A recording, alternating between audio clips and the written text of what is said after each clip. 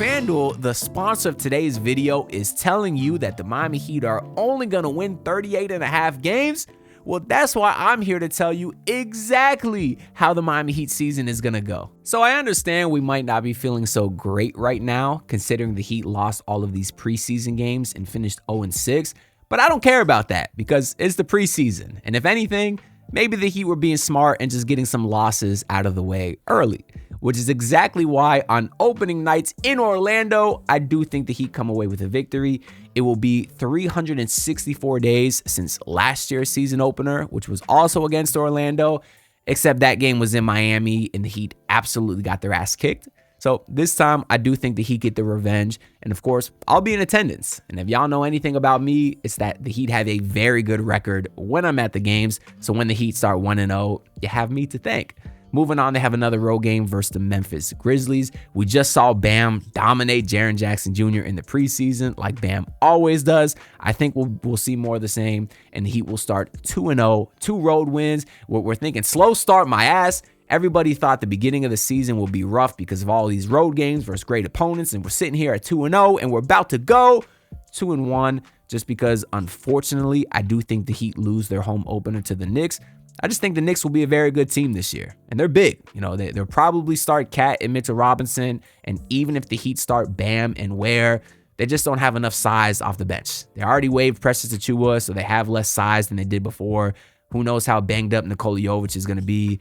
He missed the last few preseason games, so I don't know. I just think the Knicks will be good, but it's not all bad news because the next game is versus the Charlotte Hornets at home, so the Heat will get their first home win. Charlotte might be okay, but we know they're not a very good team. The Heat will get the victory. Then they go back on the road to face the San Antonio Spurs, and the same way that Bam Adebayo always dominates Jaren Jackson, Khalil Ware does the same to Victor Wembanyama. I think Ware will have a monster game, and the Heat will get another win to start the season 4-1.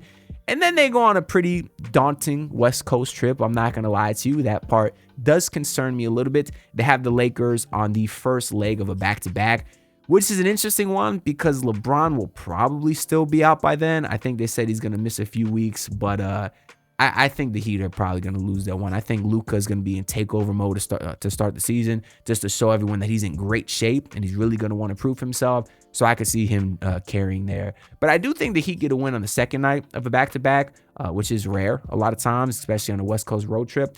But it's against the Clippers, and I just think the Clippers are wildly overrated.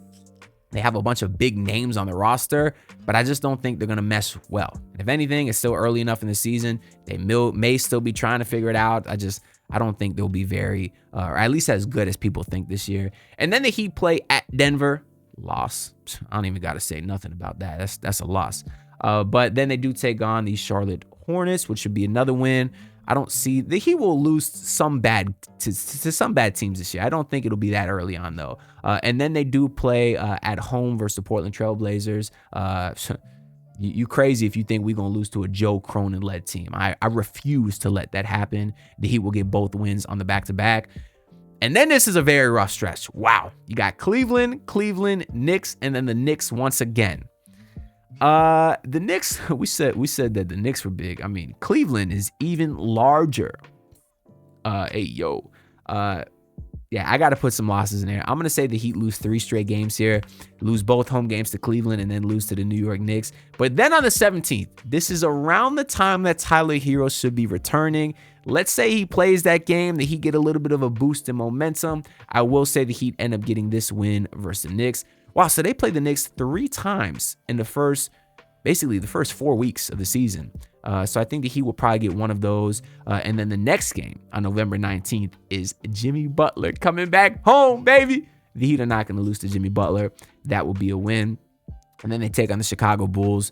Should also be a win because the Bulls are not a very good team either. They should probably be sellers at the deadline, but we've been saying that for years. And at this point, everybody just kind of left them. They just have Vucevic, who I guess they'll buy out later in the season. I don't know if anyone will trade for him, but the Heat will get a win there. Then they go on the road to Philadelphia. Ooh, I saw Embiid was looking okay in that first preseason game. This is early in the year. Embiid still might be healthy by then. Let's say the Heat lose this one. I still like some of the young guys that Philly has. And then they play a back-to-back in Dallas. Dallas will probably be a good team too, man. I think the Heat might lose this one as well. Anthony Davis will probably still be healthy at this point too because it's earlier in the season. So I'll say the Heat get a loss there. And then they play the Milwaukee Bucks. I think Milwaukee's not going to be a very good team this year. I know Giannis is what he is, but the rest of that roster outside of Miles Turner is ass. I think the Heat get this win to pick up, I guess that'd be their second NBA Cup win, even though y'all know I don't care about that stuff. Oh, it'd be their third NBA Cup win, I think. I don't know. I really don't care about that. Then they play the Detroit Pistons, who will be an interesting watch this year. I really want to see if they can build off the momentum that they had last season.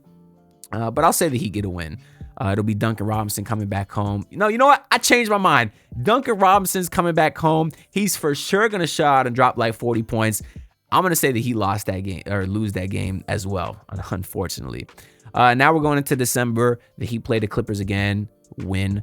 Assuming the Clippers guys are healthy, because we know the Heat always lose to the Clippers when Kawhi is out, because Amir Coffey, who's not even there anymore, he's bound to drop 40 points on us. So whoever the Amir Coffey equivalent is on the Clippers now, the Heat are bound to lose to them. But anyways, got the Dallas Mavericks on the road. Dallas beat us at home. Let's say the Heat get the revenge, beat them on the road now.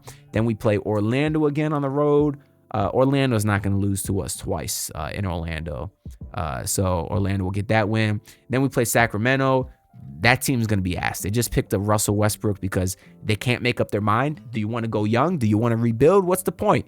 You sign Russell Westbrook just to maybe be the 9th seed. It makes no sense. They should trade everyone and rebuild. But then you got some NBA Cup games. We'll figure that out at the end of this video. And then you got the Brooklyn Nets, who will be the worst team in the league this year by far. That'll be a win for the Heat. And then the Heat play the Boston Celtics on the road. Boston, as we know, sold off everybody pretty much. They just got Jaylen Brown and Derek White left. That being said, I think Derek White will drop 40. And I guess Peyton Pritchard might drop 50. So I think the Heat lose this game in Boston, unfortunately. Now you got another road game versus the New York Knicks. Damn, we play the Knicks a lot. And I don't think it'll go well. I'll put another loss for the Heat on this one. Then we got the Toronto Raptors, who will be a fun watch, but I know people are speculating they'll have more wins than the Heat. That don't make no sense to me. The Heat will get that win. And then they play Atlanta, who's a team a lot of people I think are overrating as well. Yes, they had a very good offseason. Porzingis, Nickeil Alexander-Walker, and some other guys, but like Porzingis can rarely stay healthy. Trae Young still don't play defense. I think Atlanta will be good, but not like a top 4 team or nothing. So I think the Heat will get this win as well. Then they play the Indiana Pacers at home. I'll give the Heat a win there just because the Heat will probably lose in Indiana like they usually do. Then we play Denver at home. The Heat are not playing Denver this year. They don't match up well against Denver at all. We'll go on into January here, into the new year. I'll give us a loss versus the Detroit Pistons because we beat them at home. I'll say they beat us at their home. Then you play the Minnesota Timberwolves at home, who the Heat lose to a lot, but I think they'll get this home win as well. And then you play the New Orleans Pelicans. I'll give the Heat another win. At Minnesota is 1,000% a loss for the Miami Heat, where they lose like 13 out of their last 14 games in Minnesota, something crazy like that. They're going to do it again. It's a cursed trip. Then they play Chicago. Miami's not going to lose to Chicago this year. On the road at Indiana is a loss. Indiana will probably continue to play very well at home. I know you got no Tyrese, but they still have a lot of scrappy guys over there that I like a lot. The Heat are not going to win at OKC. They'll probably win at home versus Phoenix. And let's say the Heat get their first win versus Boston at home. They'll also lose to OKC. That team is going to be way too dominant.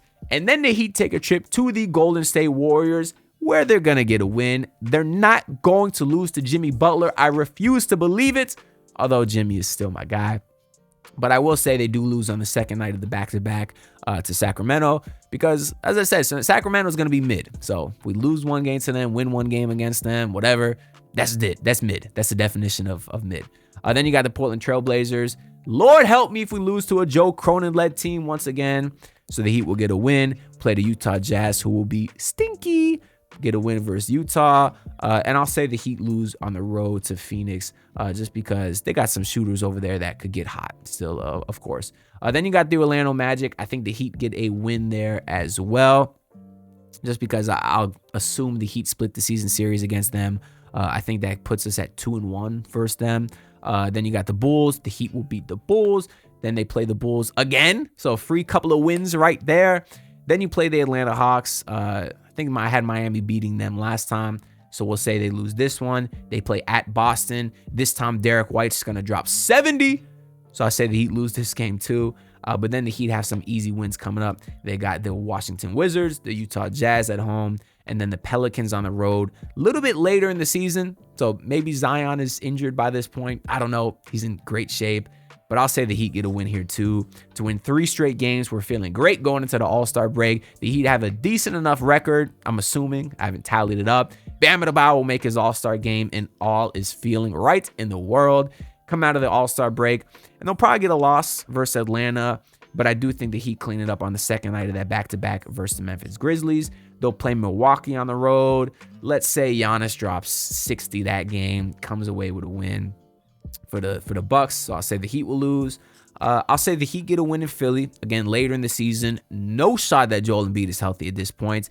And then you got the Houston Rockets at home. I'm going to say the Heat win because they better win. Because after not getting Kevin Durant and refusing to trade Hayward Highsmith for him in the offseason, no, that's not exactly how it went. But in my narrative, for bulletin board material purposes, the Heat didn't want to trade Highsmith for Durant. Now they traded Highsmith for nothing.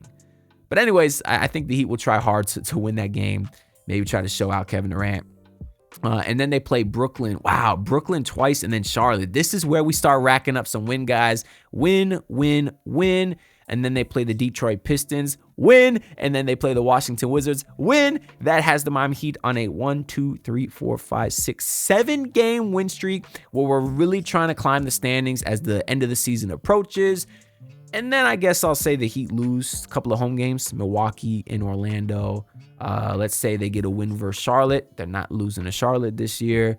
I guess earlier I did say they would lose a game to Charlotte this year. I'll give them a loss. I will give them a loss for this one because we know the Heat season typically tends to be a roller coaster. So after 7 straight wins, if they get 3 straight losses, including one to Charlotte, that seems like a very Miami Heat thing.